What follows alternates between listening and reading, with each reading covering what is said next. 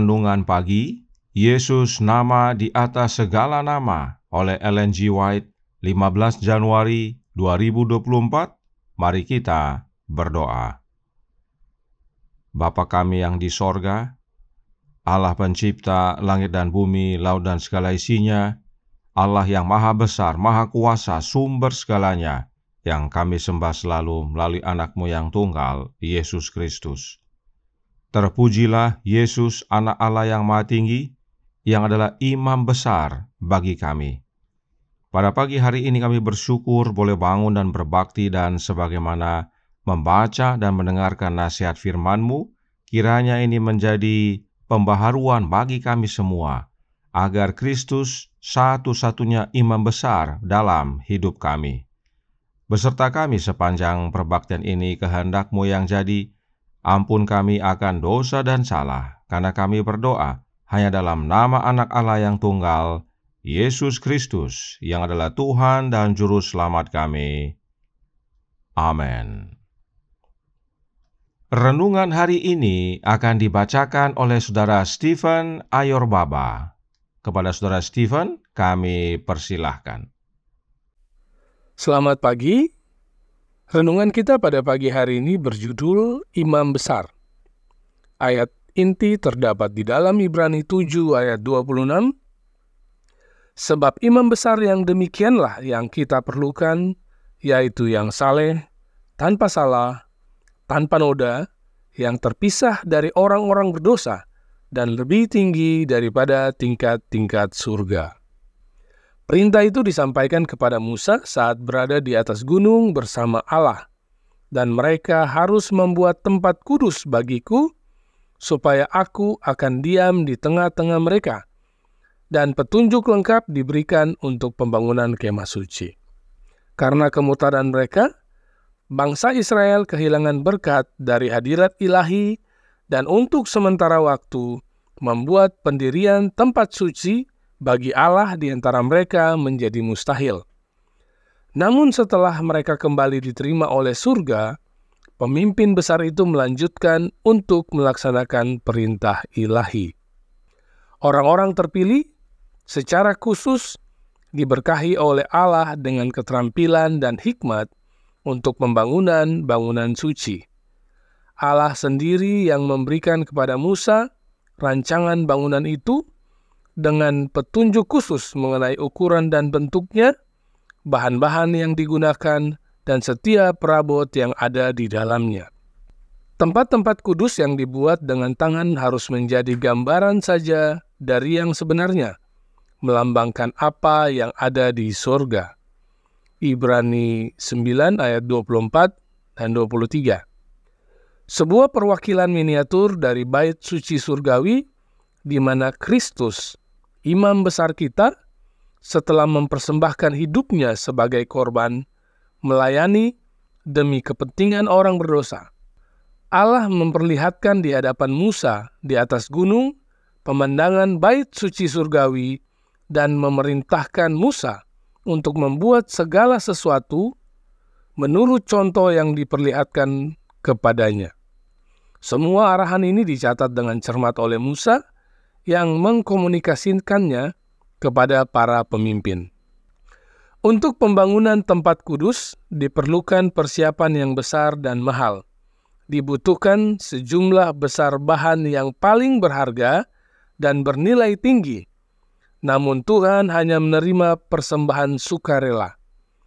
Dari setiap orang yang terdorong hatinya, haruslah kamu pungut persembahan khusus kepadaku. Itu adalah perintah ilahi yang diulangi oleh Musa kepada jemaat. Kesetiaan kepada Allah dan roh pengorbanan merupakan syarat pertama dalam menyiapkan tempat kediaman bagi Yang Maha Tinggi.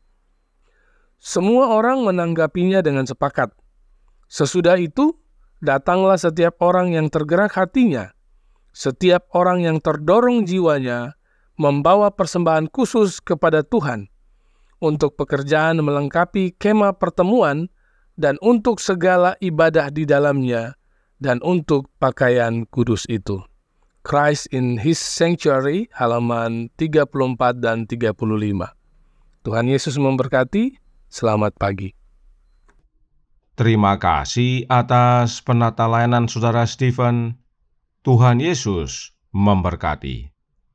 Selamat pagi saudaraku dalam Tuhan. Apakah syarat-syarat untuk menjadi imam besar, khususnya imam besar yang di sorga? Ibrani 5 ayat 1 berkata, sebab setiap imam besar yang dipilih dari antara manusia ditetapkan bagi manusia dalam hubungan mereka dengan Allah, supaya ia mempersembahkan persembahan dan korban karena dosa.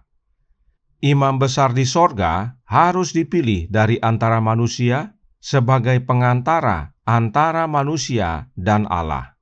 Kemudian, Ibrani 4 ayat 15 berkata, sebab imam besar yang kita punya bukanlah imam besar yang tidak dapat turut merasakan kelemahan-kelemahan kita. Sebaliknya sama dengan kita, ia telah dicobai, hanya tidak berbuat dosa. Jadi, meski dipilih dari antara manusia, tetapi tidak berdosa. Selanjutnya, Ibrani 7 ayat 27 berbunyi, yang tidak seperti imam-imam besar lain, yang setiap hari harus mempersembahkan korban untuk dirinya sendiri, dan sesudah itu barulah untuk dosa umatnya, sebab hal itu telah dilakukannya satu kali untuk selama-lamanya, ketika ia mempersembahkan dirinya sendiri sebagai korban. Imam besar di sorga tersebut hanya satu kali mempersembahkan korban, yaitu dirinya sendiri. Dan Ibrani 1 ayat 9 menyatakan, engkau mencintai keadilan dan membenci kefasikan, sebab itu Allah, Allahmu, telah mengurapi engkau dengan minyak sebagai tanda kesukaan melebihi teman-teman sekutumu. Setiap imam besar harus diurapi sebelum melayani sebagai imam besar, bahkan yang di sorga sekalipun. Nah, saudaraku dalam Tuhan, mengapa syarat-syarat ini penting sekali kita ketahui? Sebab satu-satunya manusia yang memenuhi syarat-syarat imam besar sorgawi hanyalah manusia Yesus Kristus. Itu sebabnya Paulus menuliskan dalam 1 Timotius 2 ayat 5 yang berkata, karena Allah itu Esa dan Esa pula Dia yang menjadi pengantara antara Allah dan manusia, yaitu manusia Kristus Yesus. Terjemahan lama lebih menekankan syarat untuk menjadi imam besar, yaitu dipilih dari antara manusia. Perhatikan ayat yang bawah dari terjemahan lama yang berkata, karena Allah itu hanya satu, dan pengantara pun satu di antara Allah dengan manusia, maka ia pun manusia juga, yaitu Kristus Yesus.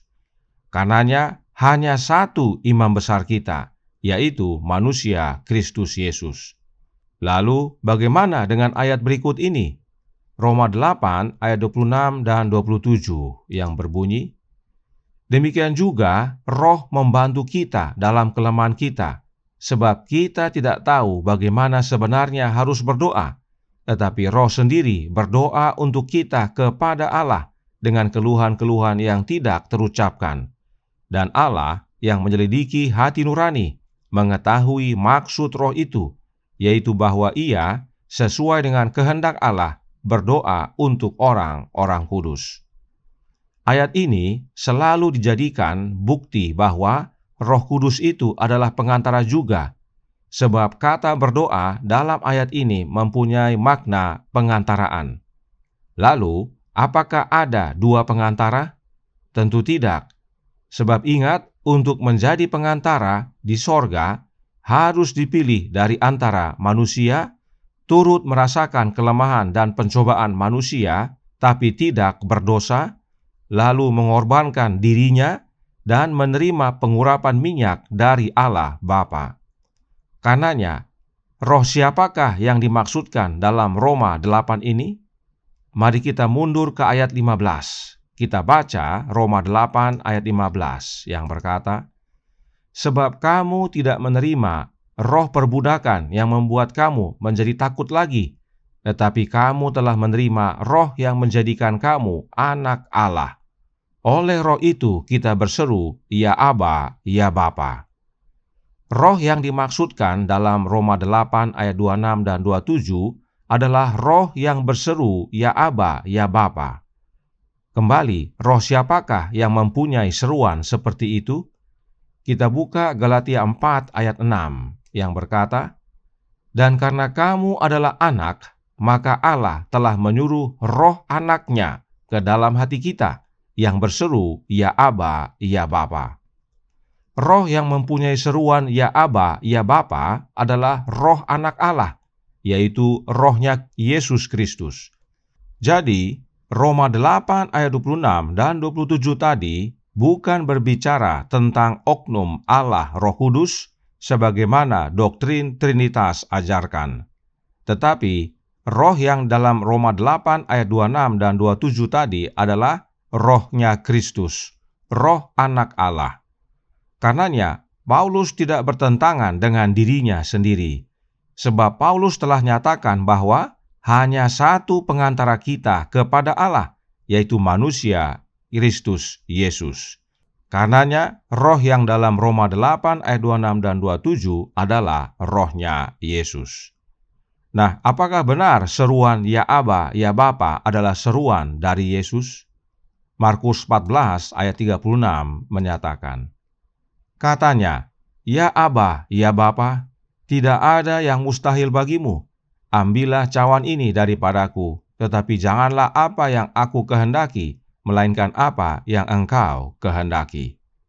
Jelas, ya Aba, ya Bapa adalah seruan Yesus kepada Bapanya. Tidak heran, rohnya yang adalah pribadinya Yesus mempunyai seruan yang sama. Karenanya jelas bahwa hanya satu imam besar kita, yaitu manusia Yesus Kristus, yang menjadi pengantara antara kita dengan Bapa, dan rohnya yang melayani kita di dunia ini, sebab Yesus secara fisik berada di sorga melayani di hadapan Bapa. Itu sebabnya Roh Nubuat berkata dalam Kerinduan Segala Zaman, buku pertama halaman 166 paragraf 3.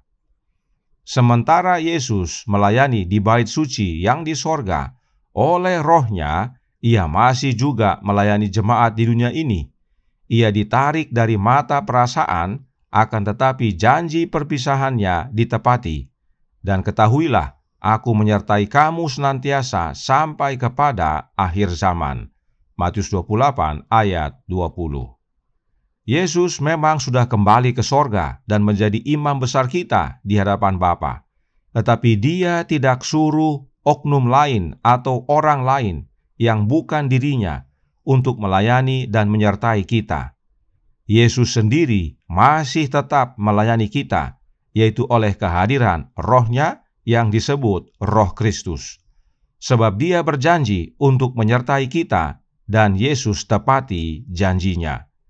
Kiranya kebenaran ini menjadi pembaharuan bagi kita semua, bahwa imam besar kita, manusia Yesus Kristus, adalah satu-satunya imam besar kita di hadapan Bapa, dan oleh kehadiran Roh-Nya di dalam hati kita, berdoa untuk kita dalam menyampaikan keluhan-keluhan yang tidak terucapkan kepada Bapa kita yang di sorga.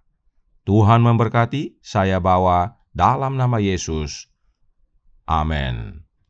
Mari kita berdoa.